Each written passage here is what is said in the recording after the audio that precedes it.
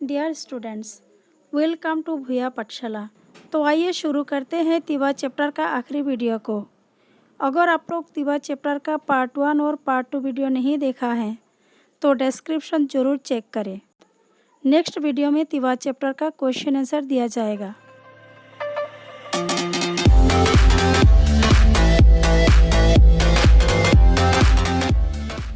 अब देखते हैं इंद्र सिंह देवरी। उन्होंने तिवा जनजाति के बीच जातीय चेतना जागृत करने के लिए जीवन भर प्रयत्न किया।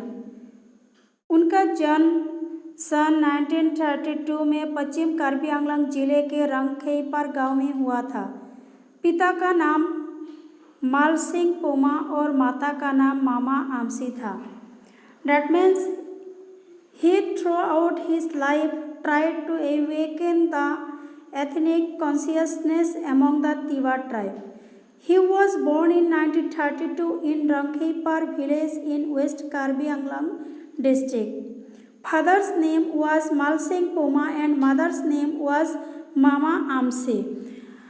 आप यहाँ देखिए उनका जन्म कब और कहाँ हुआ था। उनका जन्म 1932 में पश्चिम कार्बी आंगलॉन्ग जिले के रंगखेईपार गांव में हुआ था। और उनके पिता का नाम क्या था? पिता का नाम माल सिंह पोमा था और माता का नाम मामा आमसी था। सन 1939 में उन्होंने कार्बी आंगलॉन्ग जिले के बावलागोग प्राथमिक विद्यालय से पढ़ाई शुरू की और नौगांव जिले के डिमो हाई स्कूल में 8वीं तक पढ़कर आर्थिक अभाव के चलते शिक्षा जीवन का समापन किया।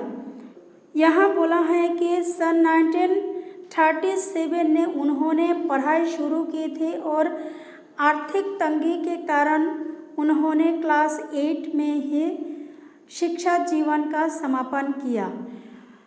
That means in 1939 he started his education from Baulagog Primary School in Karbi Anglong district and finished education Dimo High School in Nagaon district up to class 8 due to financial constraints.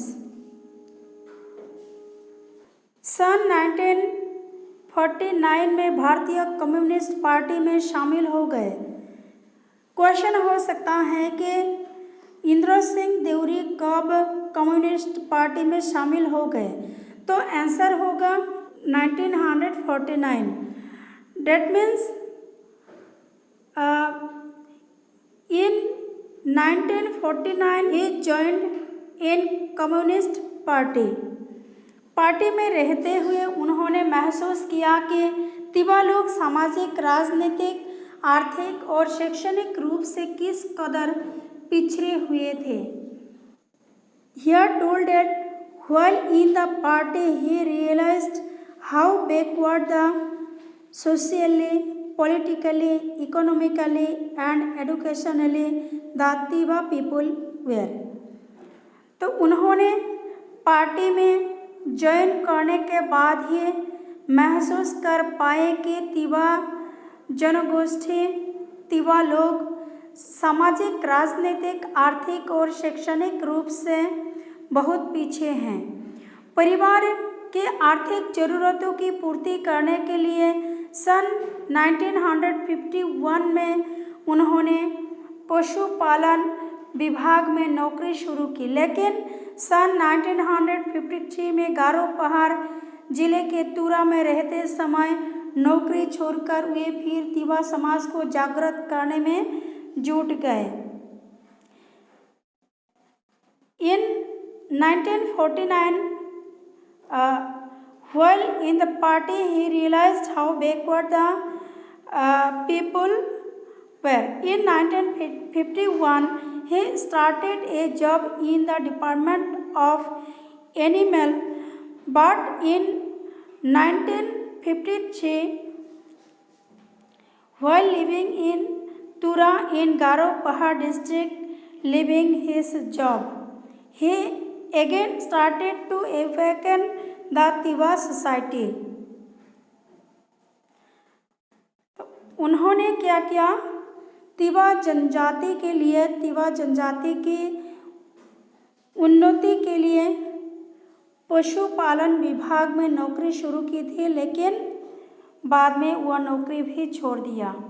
अब देखा जाए second paragraph. उन्होंने सन 1960 में been मासलाई, Robert Singh आमसी और पद्मकांत काकोती की मदद से थाराकुंजी गांव में तिवासा मिशन नामक एक सामाजिक संगठन की स्थापना की, जिसका मकसद था कार्बी आंगलंग जिले के तिवा लोगों के बीच प्रचलित अंधविश्वासों को मिटाकर शिक्षा का प्रचार व तिवा समाज को आधुनिक समाज के साथ परिचय कराना। It is very important my dear student. He founded a social organization called Tiwasa Mission in the village of Tharakunji in 1960 with the help of Bin Masalai, Robert Singh Amsi and Padmakant Kakoti, which aimed to promote education and dismantle the superstitions prevalent among the Tiwa people of Karbi Anglang district. Students, उन्होंने क्या किया है देखिए, 3 व्यक्तियों की मदद से। वे 3 व्यक्ति कौन कौन थे? बीन मासलाई, रॉबर्ट सिंह आमसे और पद्मकांत काकोती। इन तीनों की मदद से उन्होंने तिवासा मिशन नामक एक सामाजिक संगठन की स्थापना की और उस संगठन का मकसद मतलब उद्देश्य, कार्बी आंगलंग जिले के तिवा लोगों के बीच जो अंधविश्वास प्रचलित था उसको दूर करके शिक्षा का प्रचार करना और तिवा समाज को आधुनिक समाज के साथ परिचय कराना। इस संगठन ने तिवा गांवों में प्राथमिक स्कूलों के साथ ही वयस्कों के लिए भी विद्यालयों की स्थापना कर शिक्षादान की व्यवस्था की थी। और भी कितना उत्कृष्ट काम किए हैं देखिए, बड़े लोगों के लिए यानी कि वयस्कों के लिए विद्यालय की स्थापना की, ताकि जो पढ़े लिखे नहीं हैं उन लोगों को भी शिक्षा मिले। तिवा समाज के कुटीर उद्योग को बढ़ावा देने के लिए भी मिशन ने कदम उठाया था। कुटीर उद्योग मतलब घर में जो उत्पन्न किया जाता है, तो उस उद्योग का भी बढ़ावा देने का काम इस मिशन ने किया था। इंद्र सिंह देवरी ने उसी समय अदिवा सोरान सभा नाम से एक लोकप्रिय गीत की रचना की थी। He composed a song named ओ तिबा सोरान सभा। उन्होंने ये गीत की रचना की थी। गीत का नाम याद रखना पड़ेगा स्टूडेंट्स। गीत का नाम था ओ तिबा सोरान सभा। अब देखते हैं इस पेज का लास्ट पैराग्राफ। तिवासा मिशन का काम जारी रहते समय जब all party hills leader conference ने तिवा इलाकों को लेकर मेघालय राज्य बनाने की मांग की, तो इंद्र सिंह देवरी ने इस मांग का विरोध किया। That means while the work of the Tiwasa mission continued, when the all-party Hills Leader Conference demanded the creation of a state of Meghalaya over the Tiwa areas, Indra Singh Deori opposed this demand. चूँकि इससे पहले संयुक्त मिकिर पहाड़ और उत्तर कछार पहाड़ जिलों के गठन के दौरान तिवा बहुल इलाकों का विभाजन हो चुका था।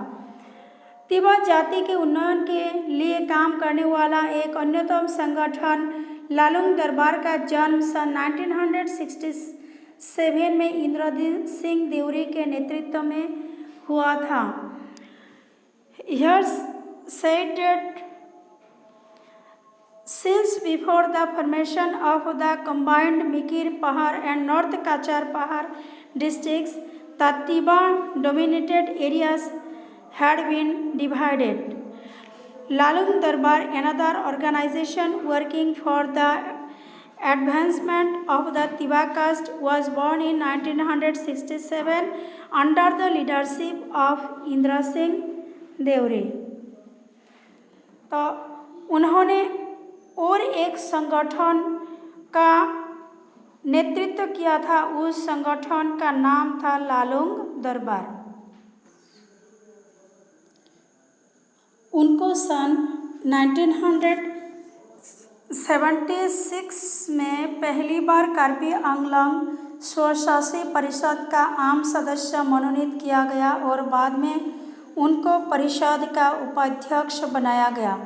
सन 1981 में हुए परिषद के आम चुनाव में आमरे सीट से लालुंग दरबार के निर्दलीय प्रार्थी के रूप में वे विजयी हुए और परवर्ती समय में परिषद के अध्यक्ष भी बने।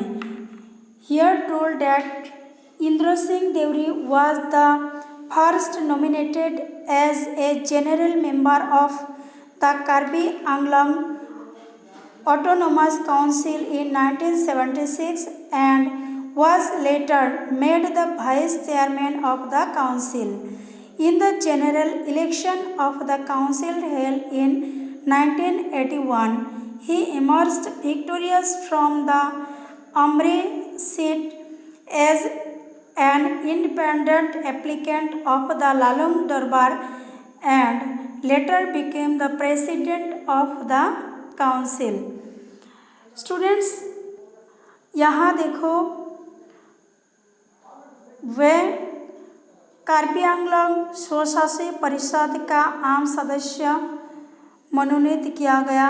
फिर 1981 में हुए परिषद के आम चुनाव में वे निर्दलीय प्रार्थी के रूप में विजयी हुए और बाद में समय में परिषद के अध्यक्ष भी बने। उन्होंने तिवा साहित्य संस्कृति को भी समृद्ध बनाया। उनके कई तिवा कविताएं, गीत आदि रचनाएं पत्रिकाओं में प्रकाशित हुई। यहाँ देखिए, उन्होंने मतलब इंद्र सिंह देवरी तिवा साहित्य संस्कृति को भी समृद्धि बनाया। उन्होंने कई तिवा कविता, गीत आदि रचनाएं लिखी हैं और पत्रिकाओं में प्रकाशित भी हुई। उनके लिखे गीत तिवा तहसीमा को तिवा जातीय संगीत का दर्जा मिला। इस जातीय संगीत की धुन उन्होंने खुद ही तैयार की थी। वे तिवा जातीय जीवन के अग्रदूत थे। वे तिवा जातीय जीवन के क्या थे? अग्रदूत थे। वे लगातार संगठक, समाज सुधारक, लेखक, गीतकार, संगीतकार और कुशल राजनेता थे। इसलिए पहाड़ के तिवा लोग उनको भा परई कहकर संबोधित करते थे। उनका देहांत 20 अगस्त 1994 को हो गया। That means he was a pioneer of Tiwa ethnic life. He was a frequent organizer, social reformer, writer, lyrics, musician, and skilled politician. That is why the tree people of the mountain used to address him as Pha Parai, father of caste. He died on August 20, 1994. ये paragraph important है और टिप्पणी में ये paragraph लिखना पड़ेगा कि वे लगातार क्या गया थे? संगठक थे, समाज सुधारक थे, लेखक थे, गीतकार थे, संगीतकार थे और कुशल राजनेता भी थे। इसलिए पहाड़ के तिवा लोग उनको फा परे कहकर संबोधित करते थे। तो पहाड़ के तिवा लोग उनको जाति के पिता मानते थे और उनका देहांत कब हुआ था? देहांत मतलब मृत्यु 20 अगस्त 1994 को हो गया था। तो ये रहा इंद्र सिंह देवरी के बारे में। अब देखा जाए बलाराम सेनापति के बारे में। बलाराम सेनापति असम के साहित्य संस्कृति जगत के प्रतिष्ठित लेखक और संस्कृति के साधक थे। उनका जन्म 3 मार्च 1931 को नौगांव जिले के ऐतिहासिक बारपूजिया गांव में हुआ था। उनके पिता का नाम बगाराम सेनापति और माता का नाम पद्मेश्वरी बरदलोई था। He was born on March 3, 1931 in the historic Barpujia village of Nagaon district.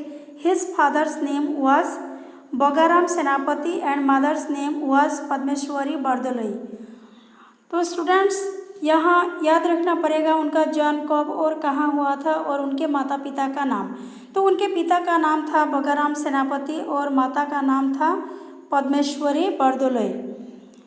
बारपूजिया LP और एमबी स्कूल से आरंभिक शिक्षा प्राप्त करने के बाद उन्होंने नौगांव सरकारी हाई स्कूल से माध्यमिक शिक्षा प्राप्त की। परिवार की आर्थिक ज़रूरतों की पूर्ति करने के लिए पढ़ाई बीच में छोड़कर सन 1933 से 1963 तक संयुक्त उत्तर कछार एवं मिकिर पहाड़ जिले के बड़थल मध्य अंग्रेजी विद्यालय में उन्होंने अध्यापन किया था।